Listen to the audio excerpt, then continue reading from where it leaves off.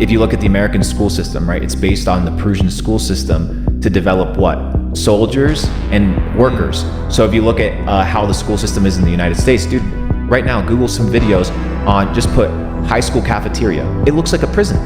100%. It looks like a prison. You're under fluorescent lights, you're concrete walls. The fuck are you doing in a concrete wall? Why are these kids not going outside? Optimal cost budget, like. But it's not about that. It's about conditioning, right? It's about conditioning because there's somebody that's dictating the books that are being I want to make this clear. The person you're talking about is the top of the top of the top person. Every other person, like people in the organization, people in the district board, people in the state, they probably have good intentions, and they're just doing what they think. They're doing what they're told, and that's how most people operate, right?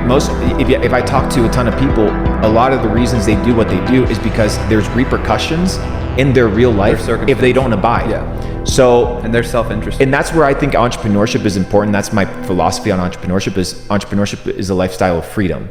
Right? And you don't have to be out here making 50 grand, 100 grand a month, $1 million a month to live the life of an entrepreneur. But fuck you if I want to do something and I can't do it because you're going to fire me, right? Because that's not freedom. I can never. Exactly.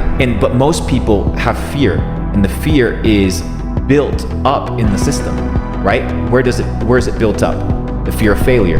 As soon as you're a kid, you're not encouraged to fail. You're reprimanded, you get an F. Dude, imagine calling a child a failure. It makes no sense. It's absolutely ridiculous. So every time in their life, they're conditioned that if they don't listen and obey the rules, they're failures. So what happens if they're about to break out of the mold and go work their own company, build their own? Dude, the pressure is massive, but that's all conditioning. But imagine the school system was now based on like a Renaissance artistic self-development, pursue your highest potential kind of Greek ecosystem. Now you're conditioning society to operate that way. But you know, there was I think his name was Yuri.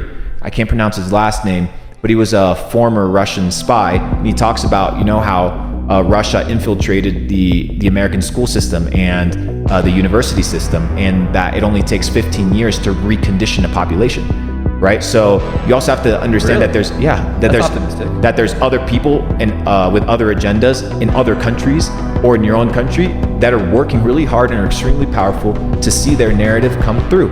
And there's a lot of butting of heads, and that's kind of why we see all these clashes in the world take place. It's a big ego battle for power and dominion over humanity. That's the truth.